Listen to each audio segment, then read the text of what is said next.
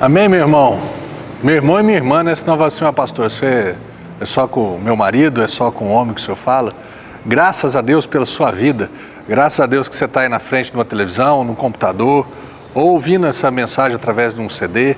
Graças a Deus que você está se dispondo nas mãos do Senhor. Você está se oferecendo, se expondo à palavra de Deus. Acho que a melhor palavra é essa. Expor-se à palavra de Deus. Quando nós nos expomos ao sol, a gente sai de lá meio vermelhinho, meio queimadinho.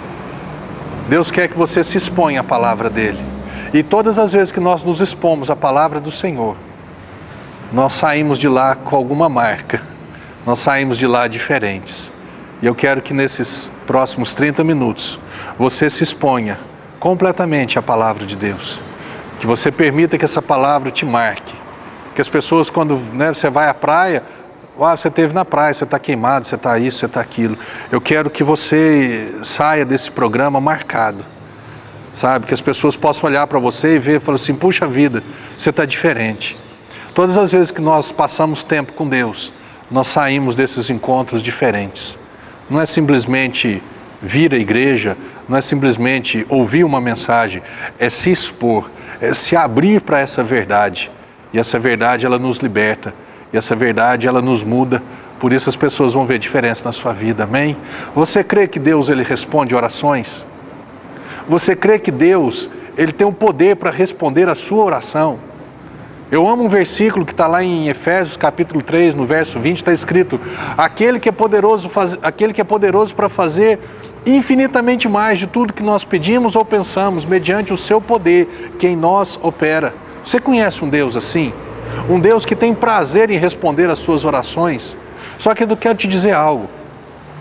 Você não precisa dar dicas para Deus. Às vezes nós fazemos orações e a gente já faz oração. Então, Deus, eu estou precisando disso, eu queria que o Senhor fizesse isso. Então faz assim, faz assado, mexe nisso, mexe naquilo, conversa com fulano, convence o Beltrano. Deus, aí acho que Deus fala assim, então dá bom. Se você já sabe tudo que precisa ser feito, faz você mesmo. Deixa eu quieto aqui, deixa eu sossegado aqui. Não é verdade? Meu irmão, você e eu, nós precisamos crer que Deus, ele pode fazer. Ele quer fazer. Um dia chegou um leproso para Jesus e falou assim, Jesus, se tu podes, você pode me purificar. Ele falou assim, eu posso. E o leproso ficou parado, ele falou assim, eu quero te curar. Então Deus pode e Ele quer fazer coisas na sua vida. Deus pode e Ele quer se manifestar na sua vida. Você precisa ter certeza disso. Porque quando você tiver certeza disso, você vai fazer uma oração a Deus e vai falar assim, Deus... Você vai sair desse encontro com Deus, dessa oração, desse pedido, dessa súplica, falando, Deus, muito obrigado, porque o Senhor me ouviu, porque o Senhor me ama e o Senhor já está indo atrás dessa situação para resolvê-la para mim. E você vai esperar. E pode ser que demore um dia, pode ser que demore uma semana, pode ser que demore um ano. Mas você vai continuar, Deus, eu te louvo, eu te agradeço. Você lembra um programa anterior que nós fizemos? Deus, não é porque ainda o Senhor não se manifestou na minha vida, que o Senhor não ouviu minha oração, que o Senhor não está respondendo. Deus, eu te amo, eu te conheço. O Senhor é bom, o Senhor é fiel, o Senhor me escuta, o Senhor responde. Você tem certeza que Deus, Ele ouve? E você tem certeza que Deus responde a oração, a sua oração? Porque se você não tiver certeza, você não vai esperar a resposta. Agora, se você tiver certeza, você vai esperar a resposta. Agora, uma coisa que eu quero te falar. Quando Deus vai agir e como Deus vai agir, não perca tempo tentando entender isso. Não perca tempo tentando entender como que Deus vai responder uma oração. Apenas creia que Deus é poderoso para responder a sua oração. E Ele tem o tempo dele, Ele tem o jeito dele. A Bíblia diz que os nossos caminhos não são os caminhos do Senhor. Nem os nossos pensamentos, os pensamentos do Senhor. Quantas vezes eu já orei esperando, como assim, por exemplo, nós estamos dentro da igreja, esperando que Deus vai entrar por uma porta pela frente, e Deus entra numa porta lateral, entra na porta no fundo, ou seja, Deus, Ele tem a maneira dele, o jeito dele, o tempo dele. Quantas vezes eu já falei para Deus, eu não aguento mais. Lá atrás, quando eu estava no período de conversão ainda, conhecendo Deus, teve um dia que eu falei, Deus, eu não aguento mais, eu morava numa outra cidade, não gostava. Eu não aguento mais. Eu cheguei no meu limite. Eu lembro direitinho porque isso me marcou. Do dia que eu falei que eu cheguei no meu limite, eu ainda fiquei 1 ano e meio nessa cidade. Eu achei que eu já tinha chegado no meu limite, que Deus falou, ixi, tem muita lenha para queimar ainda, moço. Tem muita coisa para você aprender aqui ainda. Ah, mas está difícil, eu estou no deserto. O deserto é um lugar fantástico para nós aprendermos algumas coisas com o Senhor. Quando está tudo confortável, quando está tudo bom, né? Parece que Deus, nem precisamos muito de Deus. Achamos que é o nosso braço que tem conquistado aquilo. Achamos que é a nossa capacidade que tem nos levado a viver uma vida diferente. Mas quando vem o deserto, quando vem um tempo de provação e de privação, moço, Deus. Eu já vivi uns tempos assim. E eu falava, Deus, eu não aguento mais. Eu falei, ixi, deixa o meu filho, ele precisa aprender muita coisa. E Deus veio de uma forma que eu nunca estava esperando. Ele me tirou dessa situação assim. Porque Deus é Deus. Deus não precisa de ajuda, Deus não precisa de orientação, Deus não precisa de conselho. Quem precisa de ajuda, conselho e orientação, você e eu, somos nós que precisamos disso. Deus é Deus, Deus tem um jeito dele agir. Amém, meu irmão? E eu quero ler um texto aqui com você que está no livro de Atos, no capítulo 12, falando de uma oração que estava orando em favor da vida de Pedro. E eles ficaram assustados quando Deus respondeu a oração.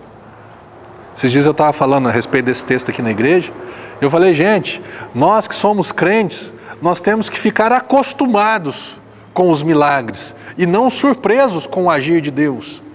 Não é verdade?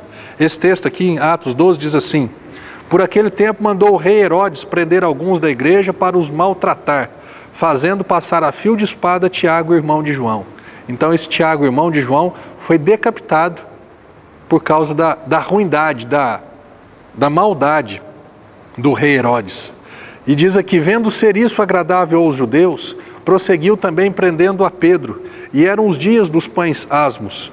Tendo feito prender, lançou no cárcere, entregando-o a 4 escoltas de 4 soldados cada uma, para o guardarem, tencionando apresentá-lo ao povo depois da Páscoa. Então, no período da Páscoa, Pedro foi preso. E todo mundo gostou da morte de Tiago, então o rei Herodes, para o ibope dele crescer, falou assim, eu vou continuar fazendo isso. Eu vou continuar maltratando os judeus, principalmente os discípulos de Jesus, porque as pessoas, os judeus, os judaizantes, os religiosos, eles estão gostando, eles estão me apoiando. Aí ele mandou prender Pedro. Pedro ficou preso com 4 escoltas, com 4 soldados cada uma, 16 soldados guardando a vida de Pedro no cárcere. E falou assim, vou esperar passar a Páscoa para eu cortar o pescoço de Pedro também. Pedro, pois, verso 5, estava guardado no cárcere, mas havia oração incessante a Deus por parte da igreja a favor dele. Havia uma oração incessante. Eu creio que uma oração incessante, ela tem mais a ver com fé do que com insistência. Deus livra Pedro, Deus salva Pedro, Deus que dia que você vai soltar Pedro. Eu não creio que seja uma oração assim. Eu creio que seja uma oração, Deus, eu sei que o Senhor é Deus, e o Senhor pode livrar Pedro, e o Senhor pode salvar Pedro. Senhor, eu te louvo porque o Pedro pode ser solto a qualquer momento. Jesus, eu te louvo porque o Senhor tem poder para libertar Pedro. Oração de fé é uma coisa, insistência, fazer birra com Deus ou diante de Deus é outra coisa muito diferente. A Bíblia diz que essa igreja estava orando incessantemente, adorando ao Senhor, louvando ao Senhor, falando com Deus, suplicando a Deus.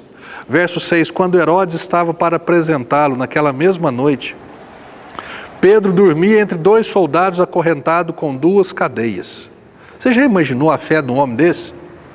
Sabendo que talvez naquela mesma noite ou no dia seguinte, ou acabando a festa dos pães asmos, daqui 2, 3 dias, eu vou ser decapitado.